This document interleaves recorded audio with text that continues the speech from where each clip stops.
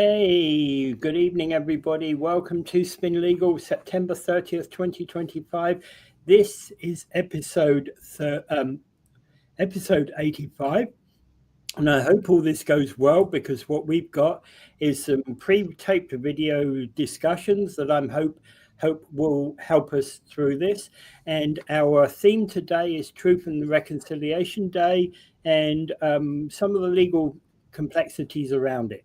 So just as a reminder for everybody, if you need to contact Invictus Legal LLP, you can do so on 905-688-5598. Email Angela at angela@weareinvictus.legal, or myself, Peter, at weareinvictus.legal. Our website is weareinvictus.legal. So welcome to Truth and Reconciliation Day, everybody. So one of the things you were saying is Indigenous law brings kind of new rules to law. That's kind of the concept we have here today, right, Justin? Well, it's interesting. First of all, I want to apologize profusely to members of the audience, and hope that they can bear with me. I'm recovering from a major cold, and you might not be able to fully understand me because my voice is still a bit raspy. Secondly, let's talk about, first of all, when we talk about, Peter, Indigenous and Aboriginal law in Canada, you can't use the terms interchangeably. A lot of people don't realize that. Indigenous laws are laws that are created amongst the members of the Indigenous communities, whereas Aboriginal law, those are laws that have been created by the federal, provincial, and even the municipal governments, such as the Indian Act, and more recently, the treaty and the legislation that created the province, or the territory of Nunavut. Those would be examples of Aboriginal law, and we'll discuss those maybe in the third episode as well. Yeah, this is the first of a three-part one. So I'd be very interested in learning about how Alberta is mostly treaty land, and they would have a hard time separating. We'll cover a lot of that in part two. Yeah, it's because I've done research on a lot of the treaties and everything, which is a major source of Indigenous law. So. Yeah. Okay, so let's start the evening off with a video by Josh McEwen, and let me play this for everybody till the end. All right, let's go. Hey, Josh, how are you? I'm good, Peter. How are you today? Yeah, not too bad. Truth and Reconciliation Day today. What's your thoughts? My thoughts are, it's a great idea that we have today to remember the abuse that the survivors endured in the residential schools. But I think this is something that we should remember all the time, because it's such a blemish on Canada's history. We don't need just a day to remember it. We should be remembering this all the time. You mean it's something that needs to be a part of everyday life in Canada? Yes, it does. Like an 11 a.m. salute that type of thing. Not necessarily done at 11 a.m., but you get the concept. Just where everybody just takes a second to remember what these kids went through. They had to remember it every day of their lives while they were going through it. And most of the survivors are still living with the scars of it. Yeah. So for them, truth and reconciliation isn't just one day a year, it's every day. I think the least we can do as a society is try to put ourselves in the shoes of these people that are still living with these scars, and try to give them our thoughts at least once a day, or a lot more regularly than just once a year. One of the questions about the Truth and Reconciliation Day is, federally it's a holiday. Do you think it should be? Or is it something that, again, like we do on Remembrance Day, that we should signal it at 11 o'clock, and 11 o'clock Remembrance Day is actually a full working day? Well, if it's going to be a holiday, then it shouldn't just be a federal holiday, because these kids were abused all across Canada. So if we're going to make a holiday out of Truth and Reconciliation, it should be across the board, provincially and federally, or not at all, and we can honor it like Remembrance Day. But again, the issue about the not at all, the issue about having it as a holiday is, hey, it's still relatively good at this time of year. 30th of September, today is actually a pretty good day. You could go out and sunbathe on a good, day like today, right? And if we were to, and then you'd forget it. This is the problem. We're going to go out and enjoy a nice hot sunny day like today on September 30th. We're going to remember all the abuse these kids went through, hopefully. But then the shiny objects are going to catch our eyes. We're going to want a cold drink, or the sun looks really nice from that angle, and we stop thinking about them. Yeah. Should we have more? Okay, so in terms of what we can do today, what can we do to help our Indigenous brethren today? As an individual, we can talk and listen to what they have to say. If they want to open up, we have to listen to them and let them get it out. As a society, there should be a lot more than just a government report that says we're sorry. There should be services for these people that are still dealing with the post-traumatic stress of what happened to them. Yeah. Their therapy should be fully covered by the federal government, who forced them into these situations. I'm also mindful, do Indigenous people seem to be living on a reservation? Do they need to be more involved in our society? They need to be a lot more involved in our society. These reservations are dilapidated shacks. They don't have running water. They don't have proper heat. They don't get proper food up there. There's no services for addiction on a lot of the reservations, and in a lot of the northern communities, there's no services. So these people are fighting alcohol and drug addiction with no help from the society that pushed them in that direction. So yes, they should be a lot more integrated into larger cities, into our everyday lives. Seeing an Indigenous person in a law office or in a courthouse shouldn't be a special sighting. It should be an everyday occurrence. Yeah. Well, in fact, actually, the last time I went to the small claims court here in St. Catharines, there was a new table out there outside the court. And I asked the court clerk, what it was for, and she said, they hold Indigenous court here once in a while.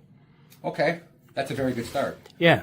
Because the Indigenous people who are going through our court system, specifically our criminal court system, need to be treated a little bit differently than the Anglos because of what they've gone through in their lives. Sometimes with what they've gone through, they may not fully grasp what's right or wrong, what's legal or illegal. So they need the extra white gloves, for lack of a better term, to help guide them through our legal system and to come to a proper resolution. Okay. Any further thoughts? No, other than we just need to remember them all the time. Yeah, okay. All right. Well, thank you, Josh. Thank you. Yeah. There we go. That's There very we go. powerful comment from Josh. Yeah. About how we need to remember this all the time. Mm-hmm. Yeah. That's actually a thought that I think we need. It's a good theme.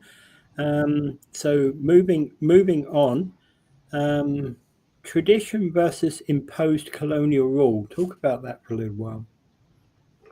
Okay, well, the thing is, with Indigenous law, which was practiced, prior to the introduction of more formal legal systems, such as French Code Civil during the French initial settlement, and then after the British won in 1763 and started imposing common law. Well, you have to understand that Indigenous law, it's been rooted in on a basis of balance and respect for all people and for all things in the land. And the emphasis, unlike, say, not constitutional, common law, where there tends to be more of an adversarial means of trying to arrive at the truth and determining guilt or innocence or reparations or other punitive measures.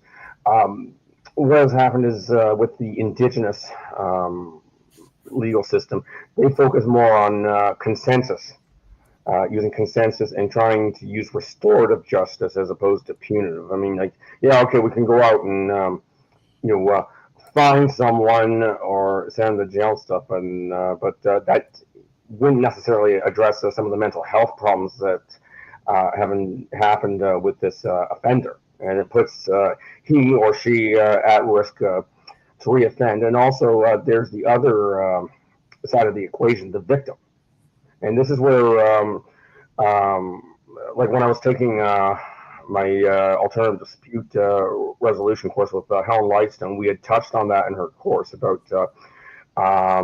mediators who have had experience in using restorative justice between victim and offender in situations like that, because you have to they take a holistic approach in terms of bringing peace and bringing closure for all sides.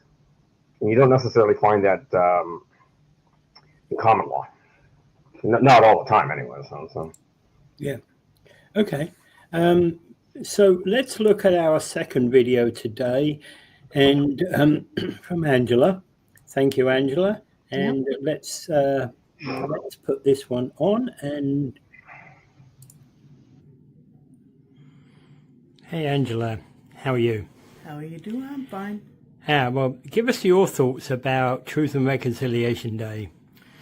Well, the thing is, the truth and reconciliation still has to happen. Hey, I think we're at least starting, hey, which is good. Hey, and I think that it's important that people recognize this day. A lot of people celebrate it as holidays.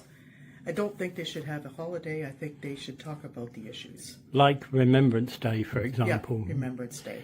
And I was talking with Josh about that. So he was saying that there should be like an everyday thing. And I said, so a specific time on an everyday? Mm-hmm. And 11/11. Well, the 11/11 is easy to remember because we know it happened 11/11 and it happened at 11 o'clock, right? So it's a historical thing, but it's really difficult to nail it down for the Truth and Reconciliation question.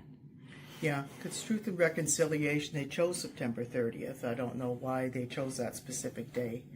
But I think when people look back at it, Canada has done a lot of terrible things to different people.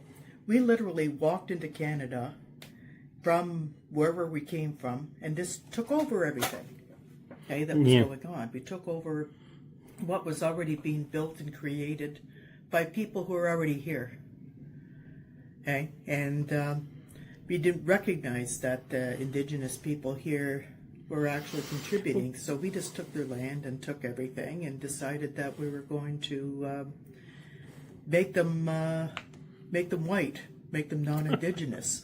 Well, that's the heart of the problem that we have with the Indigenous schools, etc. Yeah, because that was what they were doing with the kids.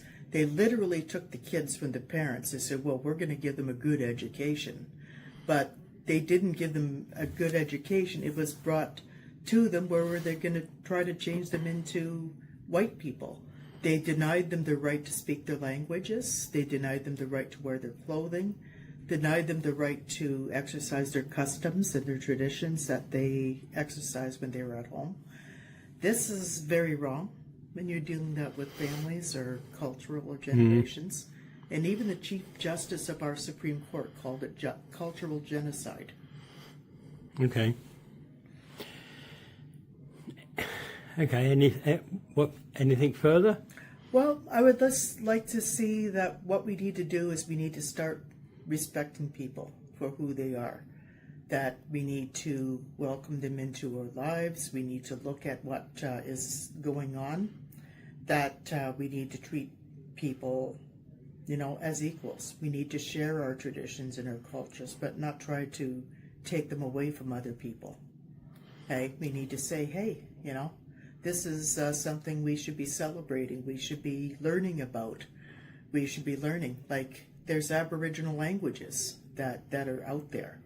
Okay? We talk about French and English, but there's Aboriginal languages that are out there. Oh, they must have a heck of a lot more, probably 20 or 30 of them. Oh, yeah. There's a lot. There's 6 main ones, I think.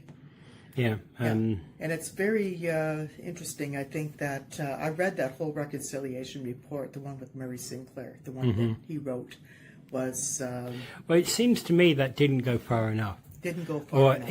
And it stopped at a certain point, and you have to wonder why it stopped at that particular point. Right? And the fact that it stopped is a concern. Yeah. There was the federal government was very much involved with it. Many of the churches, some of the organizations that were also part of it, that they would organize these schools and they would have them.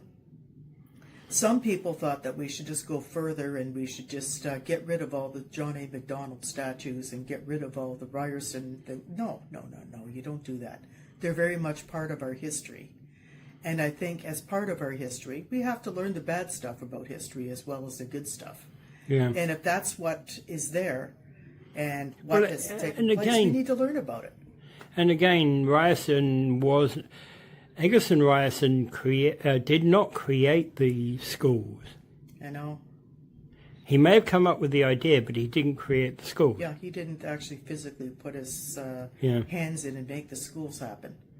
Hey, there were other people who made the schools happen, but I think what has to be done is we have to recognize where all of these things happen.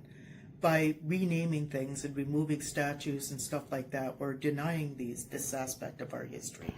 We're trying to hide that as opposed to facing it head on and saying that would be truth and reconciliation by facing it head on and saying this is what happened.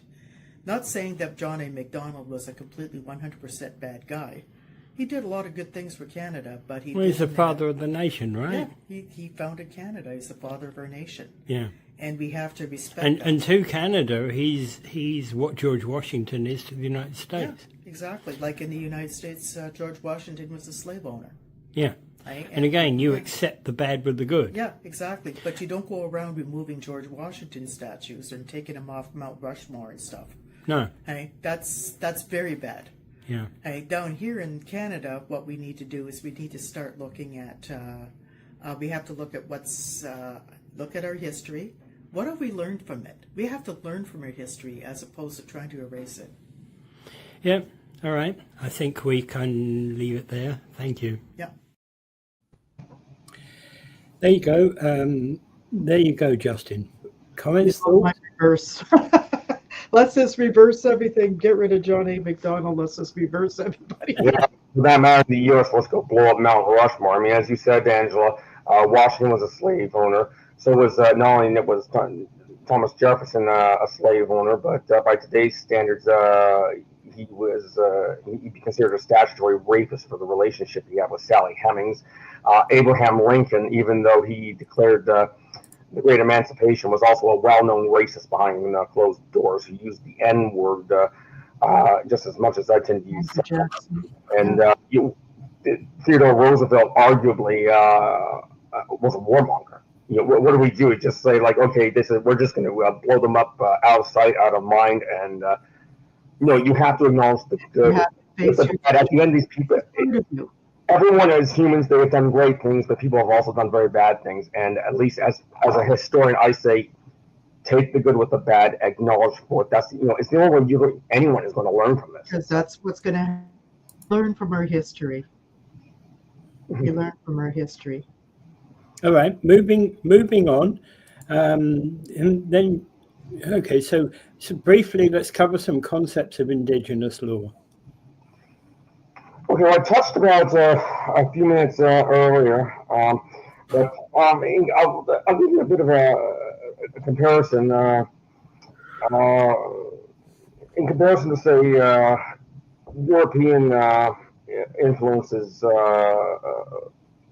Common law and to extent Code Civil or Code Napoleon that had been brought forth by the French settlers in Canada.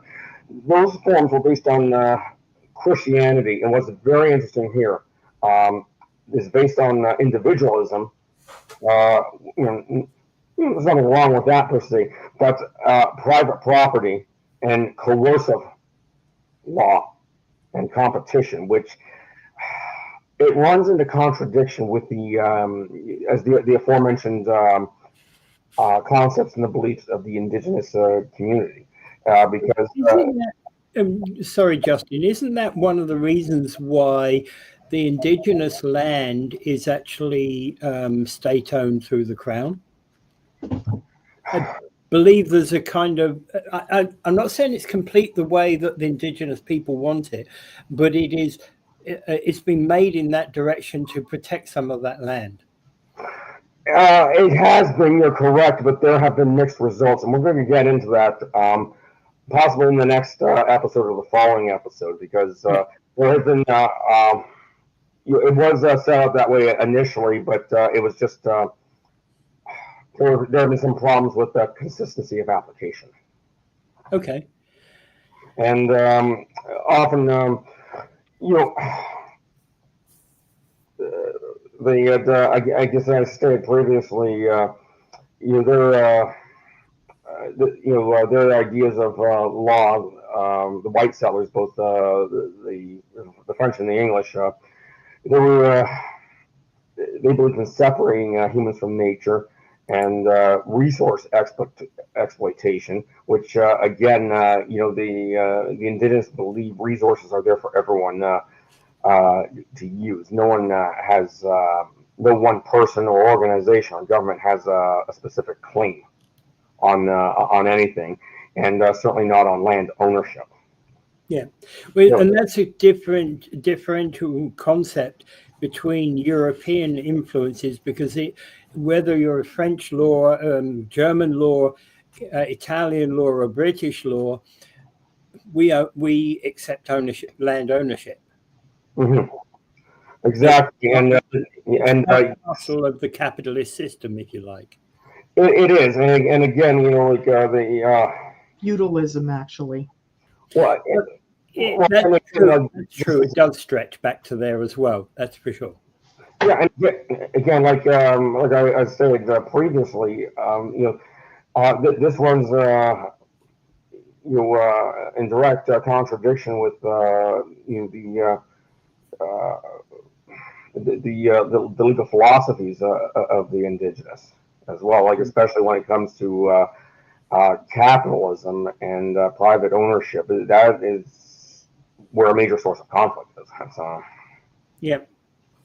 Okay, so let's move on to our third video of today, the one that was done by myself and my thoughts on this particular matter. Okay, good afternoon, everyone. This is Justin O'Donnell, and we're interviewing Peter Giblett of Invictus Legal LLP and Spin Legal.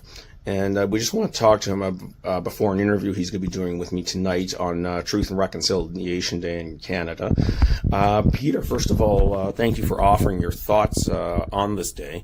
Now, I think I would really like to hear some of your own insights on this, in that you offer a different, I would say even disinterested perspective, in that you come as an outsider, in that you were an immigrant to Canada, and as a result, unlike Canadians who have been raised here and have observed things going on throughout this controversial incident in Canadian history, you can look at it from a more, I would say, disinterested perspective, and you may have some unique thoughts of your own. So share them. At the end of the day, we're all from somewhere, right? At the end of the day, it's like, yes, my family might be English. Do I know whether I'm culturally English through and through from thousands of years? That I don't know, right? Mm-hmm. It's a clear thing that we don't know. Most of us don't know our family history more than a few generations. Mm-hmm.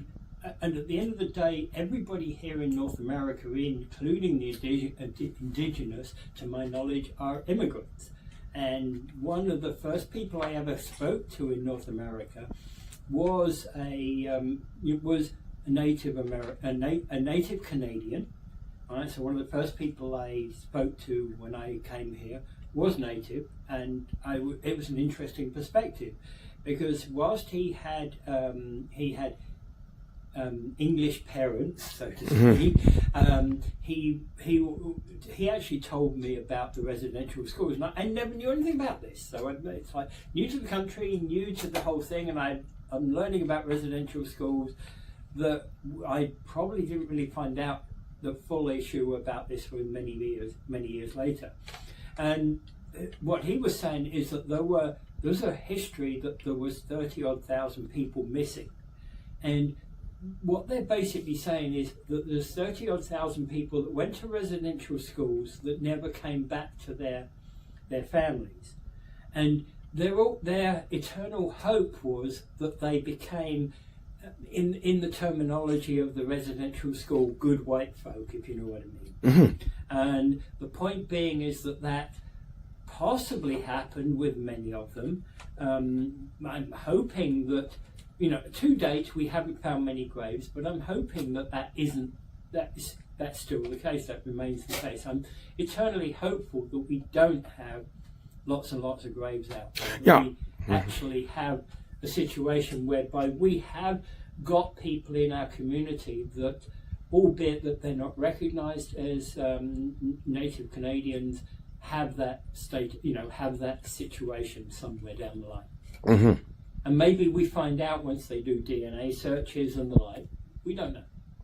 Okay, what would you this has become such a complicated issue. What would you see, in just your opinion? What would you like to see as a possible outcome that could somehow give some kind of closure in terms of justice, not just in the legal perspective, but just justice in general? And so, what I'd like to see is I'd like to see coming together of the communities. It seems to me that when we look at, you've got reservations on the one half and cities on the other half, and the two seem to be in conflict. Can we have some form of bringing together of the communities? I don't know how, but I see that we need that kind of bringing together of the communities in order to actually A, better understand each other, but B, understand the struggles that each community has with them. And there's no easy answers. It's not going to happen tomorrow, and it's the type of thing that we just have to work at to make it happen. Okay. Any other final thoughts? What we as individuals can do to try to in terms of trying to resolve these long-term problems, and show more respect towards these very important and cherished members of this Canadian identity. It's an important factor that, from my viewpoint, I have to wonder why how we need to get together better as people, and not just. It starts with everybody. How often do we see, like in politics right now, we seem to see a great big rift, a great big divide. There seems to be reflected in a lot of communities. Why should that be the case? If you and I have different perspectives, sure, you might be right on one issue and I might be right on another issue. Let's work together, try to get through things, and that's, I think, the way where we need to get answers. Work together. Form consensus, which is interesting because that is one of the bases not only of Indigenous law but of Indigenous culture. Yeah. You're trying to, instead of taking adversarial positions, which sometimes, not all the times, but sometimes they can lead to what I would call black and white thinking, and that's where things start getting heated to the point. Especially as what we're seeing now in the United States, although that is an extreme case between the two ideological divides there. So. Yeah, no, that's extreme. That's extreme. We're not that far extreme in Canada, but we need to do better. Okay. And we need to just be prepared to reach out and say, hi, I'm Peter, how can I help? Sure. That kind of thing. Okay. Well, I'm looking forward to speaking with you tonight, Peter. So, thank you for sharing your thoughts, and, we'll see you tonight. Yeah. Okay. You doing spin legal in the office, or you doing it from home? I'm do it at home. this. It's okay. Yeah, there's a little bit there where we might have to do a little bit of. I love the thing about handshake. Oh, I remember that. Consensus model. I think we do need to start to actually work with other people. yeah. We're never the same. Not any one of us are the same. Yeah, and that's why I would like to see. Like, I'm, as you know, I'm politically active as well, and as my journey has continued on with political involvement, I've become more supportive of the consensus style politics that you're seeing evolving in a lot of the European nations.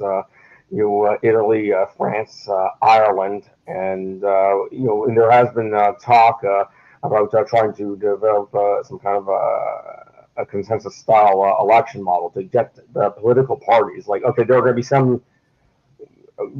some positions that they will never agree to. Fine, but on the other hand, with what's been going on in Ireland and with other countries in Europe, and Jim Harris, the former leader of the Canadian Green Party, he sat down with me one time as a guest on my own podcast, True Politics, and he explained the deal is what happens in a situation like that. All the parties' leaders, they get solicitors, not political negotiators, solicitors. They have on average of 1,000-page legal document saying, okay, the government is going to last this long. These are going to be the number of representatives each party has. These will be the positions they're going to have. Here's when there's going to be a rotation, if any. Here are what the briefs we're going to work on. Here's going to be the give. Here's going to be the take. There will be no surprises. And as a result, you'll also find in a situation like that is very rare for a coalition party to collapse midway through. I mean, that would send shockwaves throughout Europe or something like that. That's the sort of politics they do in Denmark. Oh, yeah, it's been all over, and New Zealand is moving towards that as well. And I would like to see something like that emerge in Canada and the UK as well. They've been inching closer to it in its own way as well, but that's a separate. Yeah, exactly. I would hate to go towards the U.S. where politics is decided at the end of a gunpoint. The way everybody's. Let's head back to the issues at hand, where we talked about Indigenous law. The outside forces and colonization, I think, was the next issue. Mm-hmm. Well, basically, what had happened was, in my research for this, the Royal Proclamation of 1763. Initially, that was seen as a very positive move by both the British settlers and for the Indigenous community, in that Indigenous land rights were recognized, and that you needed Crown consent if anyone wanted said land transferred. And you're sorry if I seem a little off. I've just been battling a very bad cold here, so it's just I'm not 100% up on my game physically tonight, but what can you do? And what had happened was there was still an influx coming in from U.S. settlers, and they were wanting more and more land and land title policies, and they started gradually eroding these rights. And then the Indian Act, which I said earlier, that is an example of Aboriginal law. It centralized control, and what it did was it replaced the other political structures, because there are four forms of government, Indigenous government, throughout Canada, and even in some regards to the U.S., but that's for a separate episode. But what happens, it would be like, say like I don't know, like this one group or whatever just said, okay, you know what, they went to Ottawa and said, okay, you know what, after years of parliamentary tradition and democratic tradition and stuff, Parliament shut down permanently. We're just going to have like a 6-person council dictate everything, and that's pretty much what would happen here. Like they had a very a unique government structure, and that was taken away, and band councils were imposed. They didn't evolve from the Indigenous communities. They were imposed by the federal government. So that has caused huge problems. That lasted to this day, and they started doing other things. They were restricting certain citizenship rights. They were banning certain ceremonies, and control started being centralized. in other ways, especially with the Department of Indian Affairs and whatnot. I mean, they were gradually starting to systematically dismantle not only the indigenous judicial system, but the society in general. So, I mean, it was a lot was under attack here. That was the Indian enacted that, and there was the potlatch ban. That was another example of Aboriginal law. That was it targeted a cornerstone of in the indigenous communities, where communities were able to go. They were able to meet with each other. They were able to barter and negotiate for foods, and they were able to use wampum belts and share stories and folklore and whatnot. And that's and it does relate to indigenous law because in the course of my studies on this, I have found that a lot of the precedents that are used, some do come from oral history, and some even come from folklore. Yeah, and that's it. And legislation like they were doing was putting everything under attack there, and it was it got to the point now, that it was now moving to a point of they wanted civilization and assimilation. It does occur to me, though, Justin, that if we look back upon European history, you were talking about the potlatch law and how that changed things within Canada. And similarly, you can look at spatterings of the whole of Europe, and you can see how many older traditions were wiped out by certain laws at certain times. And it's like, and nobody cried about them, if you get what I mean. Well, you're absolutely right. I mean, so in some ways, depending on the time, the nation, the leaders involved,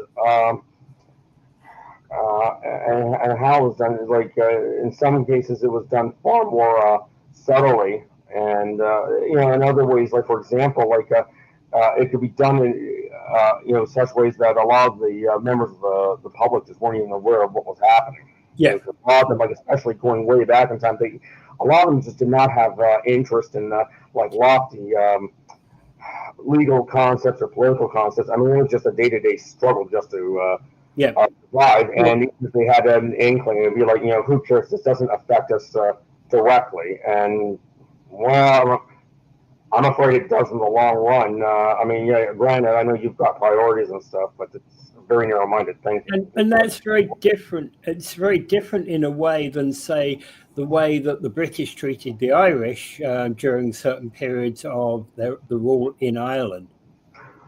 Yes, it was. I mean, I see that they were trying to adapt to certain situations. I mean, as someone who has family from Ireland, and I've studied a bit of Irish history, let's face it, things had boiled over to the point it became an outright war for independence. Yeah. They finally had to negotiate the creation of the Irish Free State. But the concession was that the 6 northern counties, which had Protestant majorities, they stayed as a direct member of the UK, and that was negotiated by Michael Collins at the time in 1922. And to this day, that has been regarded as one of the most controversial compromises in Irish history because of the fallout that has lasted, to this day. I mean, they were, Britain, you could say, was taking a far more blatant, far more hard nose, and I would say they were being brutal, and I would say what they were doing, I wouldn't even say bordering, what they were doing, especially to the civilians. And my own grandfather at one point was a victim, very briefly. They were behaving like war criminals. Yeah. Towards and that's it. But again, I think the British learned to, assess the situation differently in each country or territory or colony or whatever, and because you come to the early 20th century, this is starting to become a fight now to preserve the British Empire, and things finally did come to a head after World War II. I mean, there had been the fight for independence in India that was being led by the Mahatma, and by the end of the Second World War, it finally came to the point. Britain had nearly gone bankrupt over this whole war, and they finally had to cry uncle and just admit, okay, we just simply can't afford India anymore, and that's sort of a domino effect. The British Empire was never quite the same after that. And at the end of the day, there was a lot of change across Europe that was not anywhere near as dramatic as, for example, what you were just talking about in Ireland. But there's a lot, and the thing is that change in Europe is, I guess, parallels some of the changes that happened with the indigenous peoples, and that's kind of what, so there were bans such as the potlatch ban, all right, that happened in certain parts of Europe. And I don't know too much about it, but hey, I'm going to be educated in the next couple of episodes that we do. Mm-hmm. So before we move on to the next piece, let's introduce the video by Justin. Right, and go from there.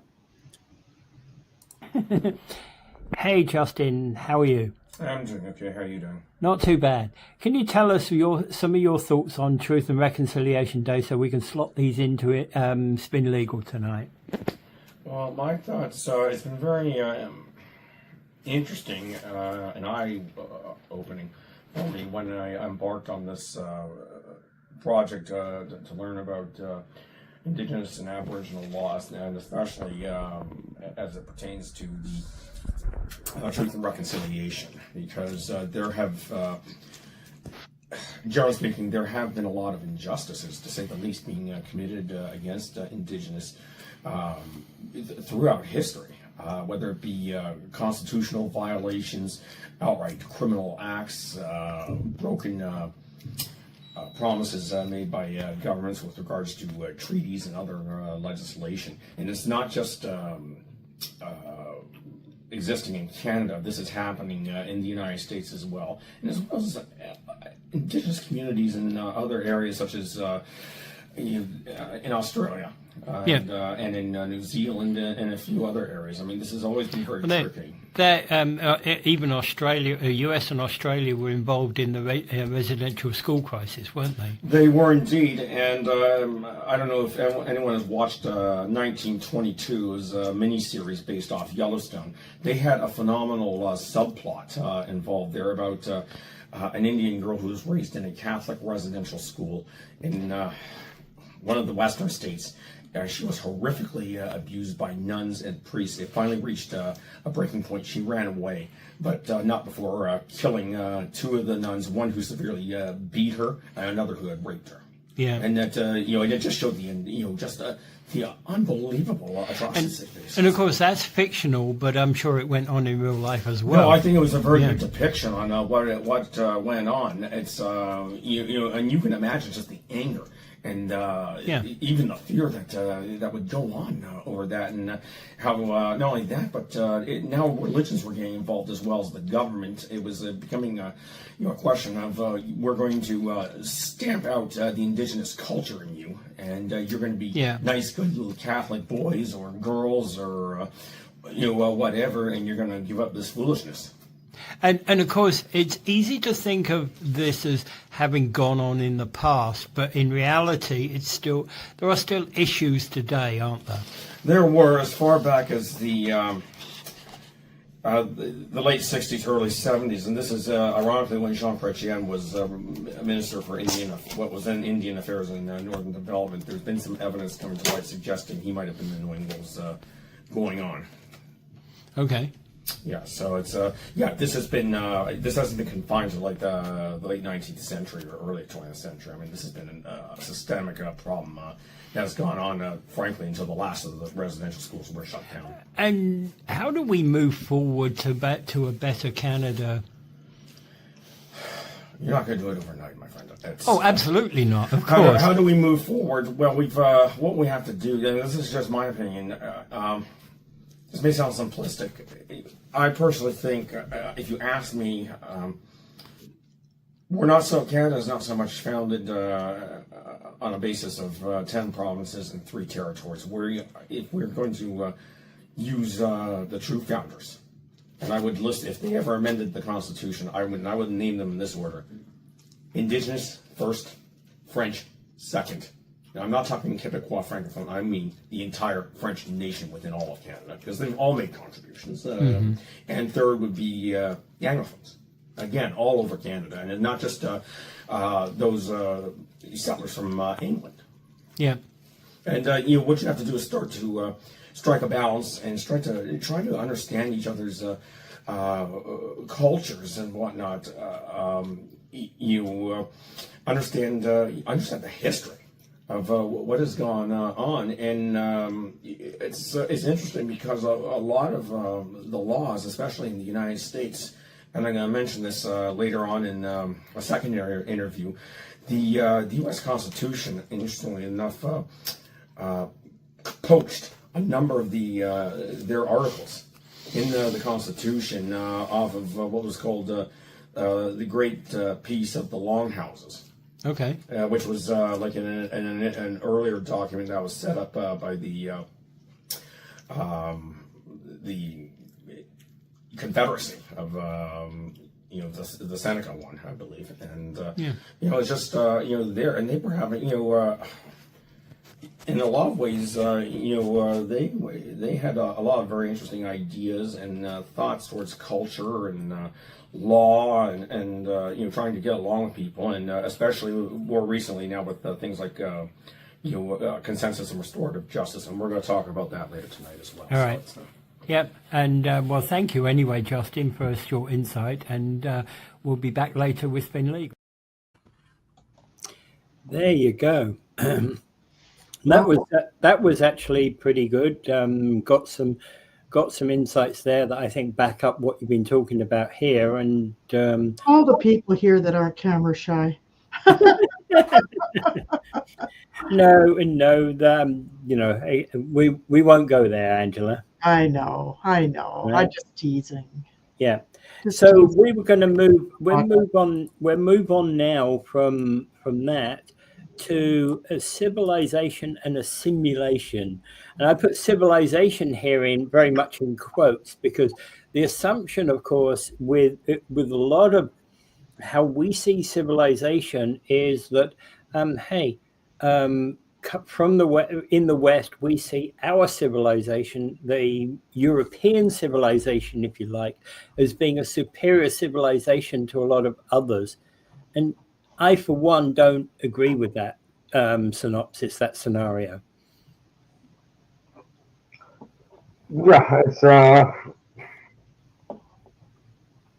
I agree. I mean, there has been overwhelming evidence, especially in the case of the indigenous community, attempted assimilations. And as I alluded to earlier, like it was getting to the point they were starting to make certain cultural acts just outright illegal, and this was done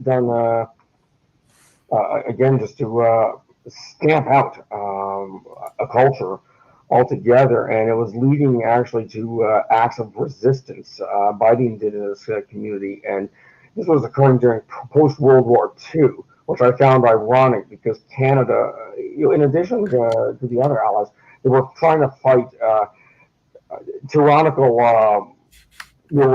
countries such as Nazi Germany, and you had the Japanese Empire, and you had Benito Mussolini's sideshow. But the point was they were banding together on the basis like we're fighting for truth, we are fighting for democracy, we're fighting for freedom here, and simultaneously they in some ways were behaving just as badly as some of the countries they were fighting. Like I'll give you an example. It wasn't, they were being forced to hold ceremonies, potlatches in secret, and do other things, and they could have been prosecuted. They were making criminal acts. I mean, I'm sorry, what kind of a country? They were not harming anyone whatsoever. I mean, that's I find that not only just as a legal professional, but as just as a Canadian, as a human being, I find it disgusting. Yeah. Yeah. Okay. So yeah, it's so I mean, this has been a problem. Is now because we're reaching a point now where one culture, or more to the point, for purposes of this episode, it's one judicial system or legal system trying to assert itself over the other, and it's not a case of can we try to reach compromise, or it's a matter of like, we are in this for all out destruction. Okay. To achieve It's almost bad to like use a Star Trek analogy, like like the Canadian government was being no better than the Borg, frankly, when they were trying to assimilate everyone and just destroy individuality across. I mean, it's a bit of an overdramatic comparison, but yeah, I get it. So, Angela, you said you had a thought there. Yeah, like that. This feels like I love the way when you're talking about the differences between the consensus-built system and the individual-built system, and how the current legal system is almost trying to dominate or assimilate what used to be the consensus-built, and it could be destructive. Okay. Like I always look at things from a cultural viewpoint. Like I have a number of music from different groups like Midnight Oil, even Bruce Cockburn and others who've sung songs that had to do with how the indigenous people have felt that a lot was being taken away from them by the colonial forces. Okay, so one of them is Diesel and Dust. If anybody can get a hold of Midnight Oil, Diesel and Dust, it's on Spotify if they want to hear it.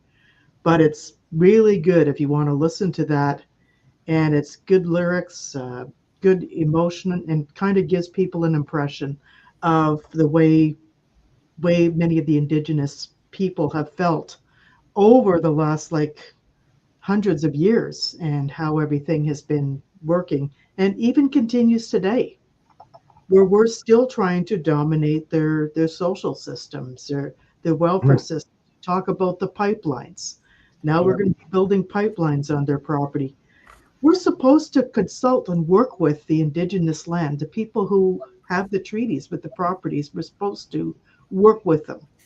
We need to do this. And the thing is, if they don't want it, we have to work around it. Yeah. We can't be just going in and ramming our new process or colonial processes on a peoples that have been there and who need to be there, and they have their culture, because their culture it's more than what it is. It's like somebody trying to take over our country. We just had a whole election over Donald Trump trying to make us the 51st state. And we all said we don't want to be the 51st state. And Canadians are going ahead, not buying American, not going to the US, everything else, because we don't want to have everything Americanized in Canada. How do you think that the indigenous populations feel when they're being taken over by a colonialist system? Yep. All right. So, exactly. Why not? So there you go. It's it would be like if you went to any one country, even with the best of intentions, and said, okay, it's like what they did in the example I alluded to earlier. Just like, okay, it's as of today, your legal system is over. It's silly, it's antiquated, whatever. It's like, well, who are you to say that? Who is really anyone? It's Mm-hmm. that was actually like what I said in the early on. Is we call ourselves civilized, and if people don't have the same standard as us, we call them uncivilized. But that's a wrong comparison. How can we kind of say that we are more civilized than other people? That's It's a kind measuring stick here. it's all in perspective. And I'm sorry, a lot of these empires, and I'm not just picking on the British Empire, And don't get me wrong, I mean, they did do some good things in the colonies. It wasn't an evil empire to be served, but they made some very serious errors. Much as like the Canadian government has made serious errors towards the Indigenous community, and it's something that is just is systemic, and it's especially when it comes to application of laws. Systematized genocide. Yeah, it is. It's it's something you have to be vigilant all the time. I'm a little biased. History is one of my majors, but you have got to learn from history, or you're going to keep on repeating the same errors. And especially you have to, especially when it comes down to law, look at the precedents and stuff, and consider when you are writing these precedents, the consequences this could have down the road. Look at how Beverly McLaughlin was when she was Chief Justice. She called what we were doing to the Indigenous communities cultural genocide. I recall that, yes. Yeah.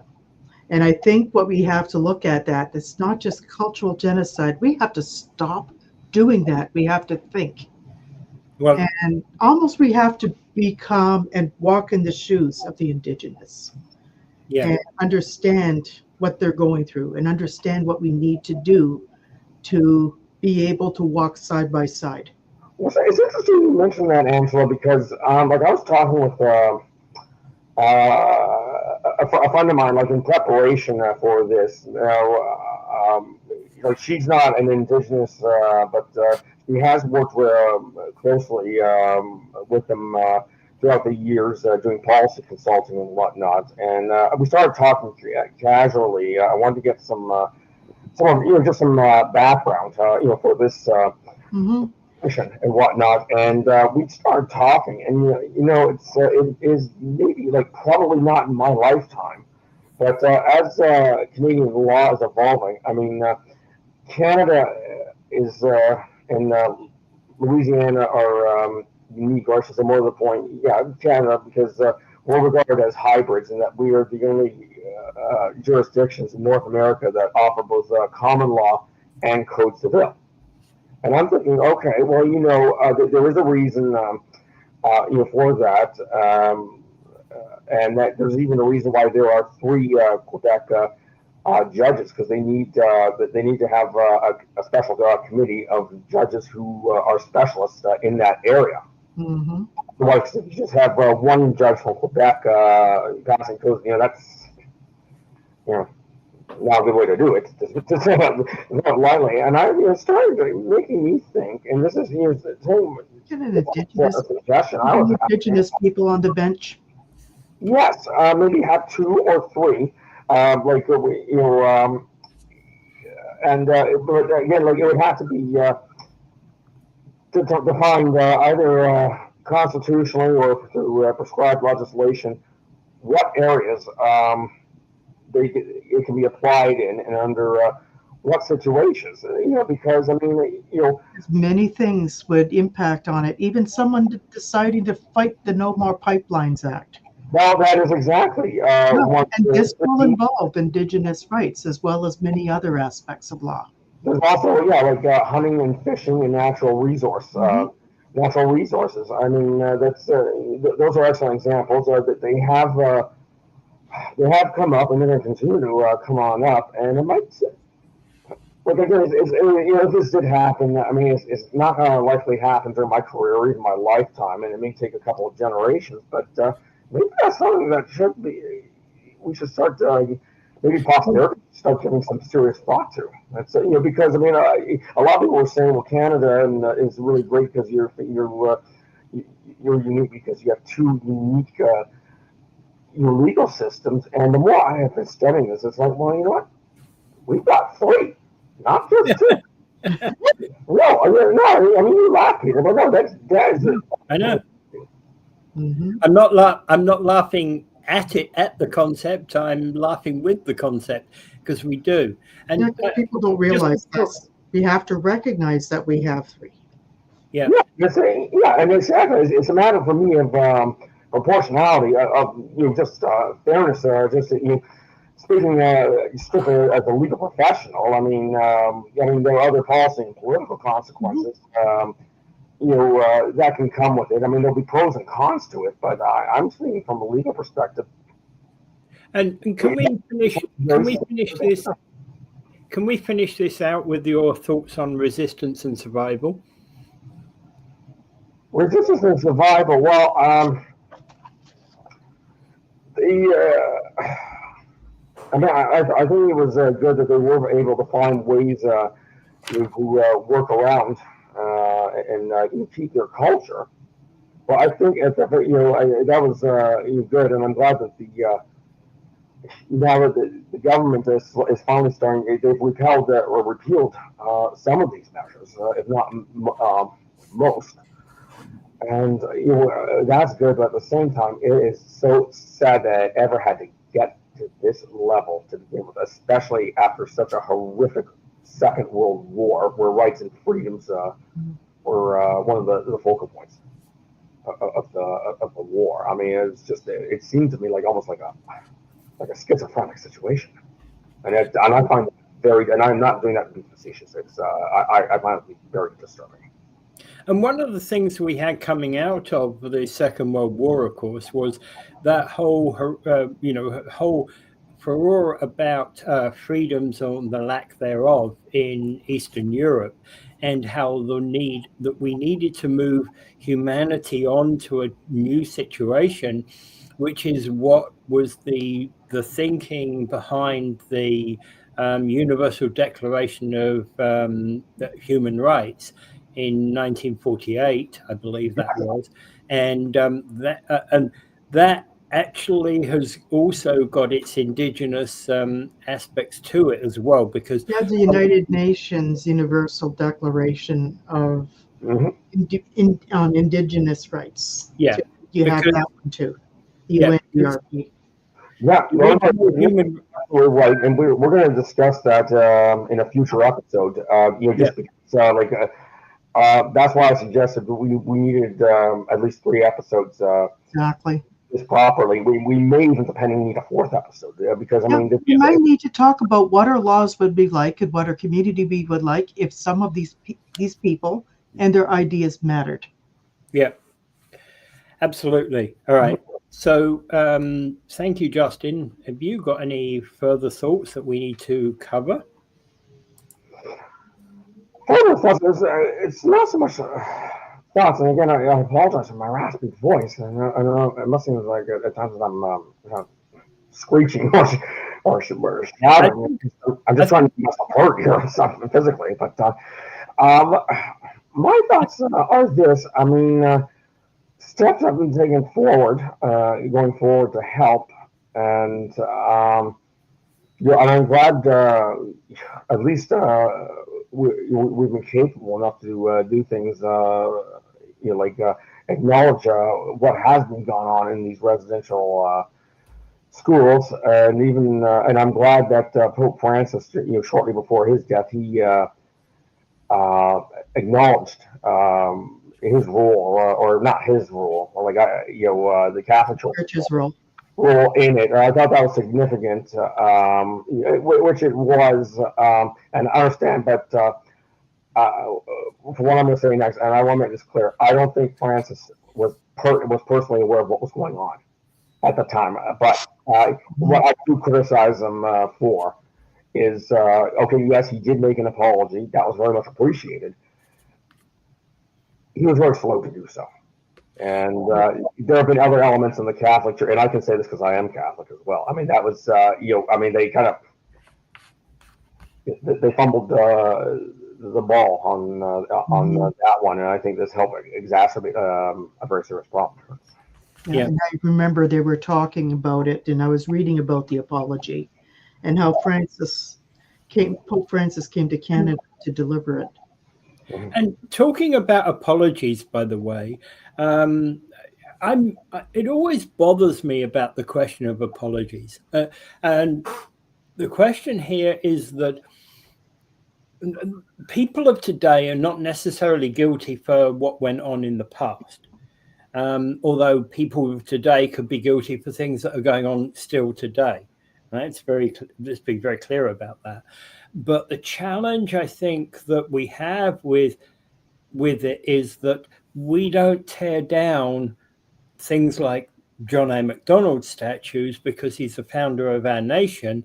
Mhm. But again, we have to learn from that situation that John A. Macdonald wasn't perfect, Yep. but it's a learning point, and we all have to go through that learning point. Look, And show me any historical individual, show me any political leader, business leader, show me any religious, show me even canonized saints who did not have flaws, and some of them did have very serious character flaws, but on a balance at the end, I try to assess them at the very end of the day, the amount of good versus the amount of bad they did. Yeah. And you have to look at it on like what was going on in the context of the day and era in which they were raised. I mean, that's Yeah. play a factor on it. It's You have to think about the values and the cultural context of that period of time, not the culture and the period of today.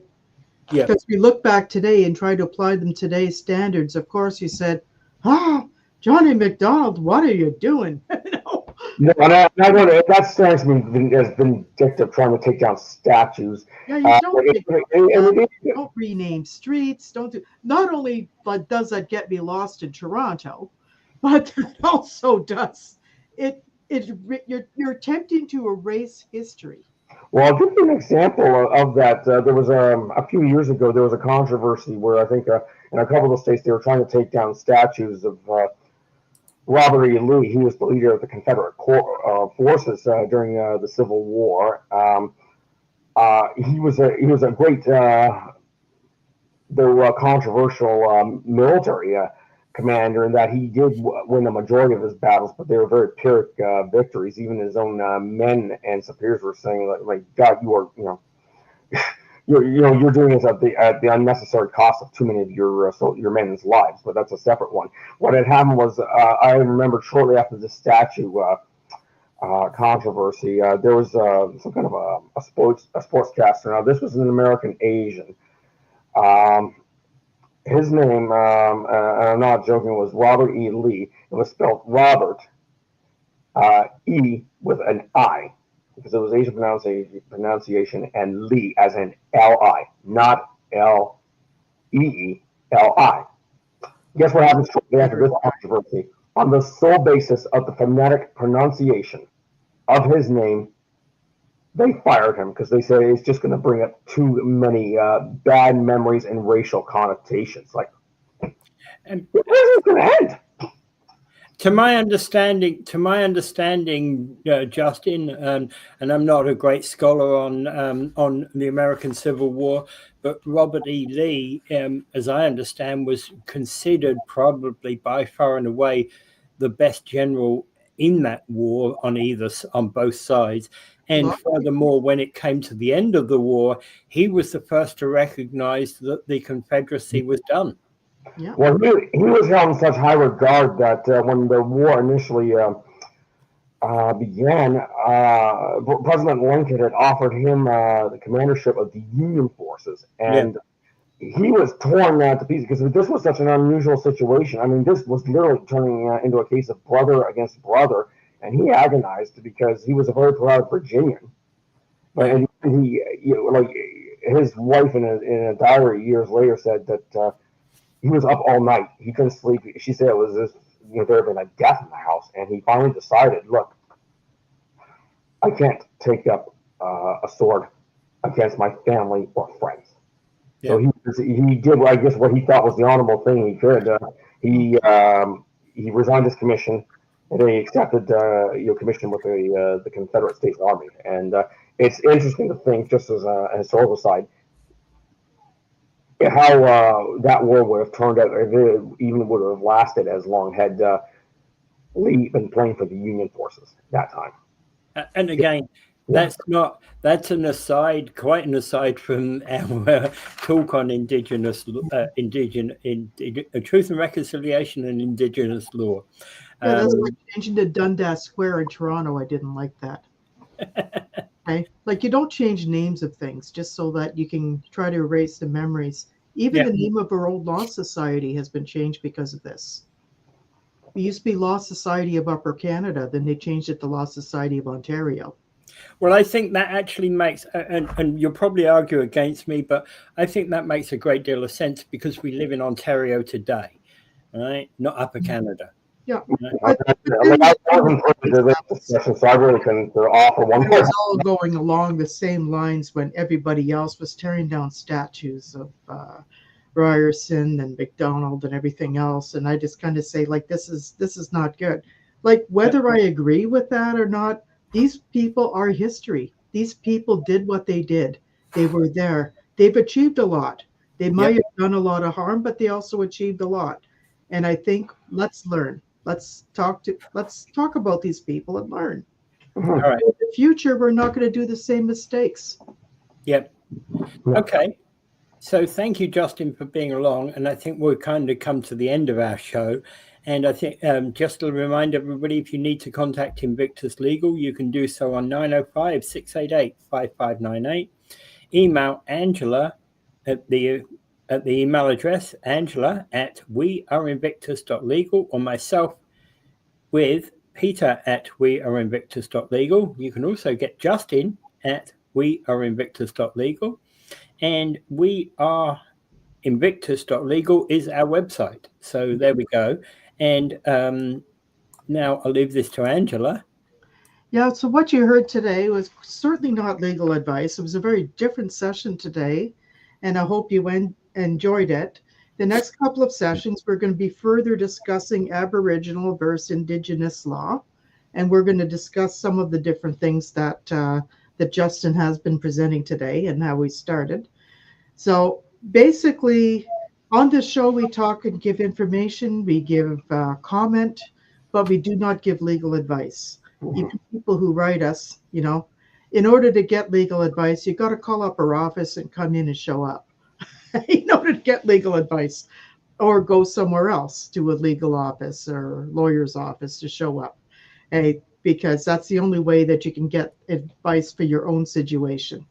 Okay, so anyways, this was a pleasure to be with you today, and Thanks for having me here. yep. So anyways, guys, have a great night and a great week.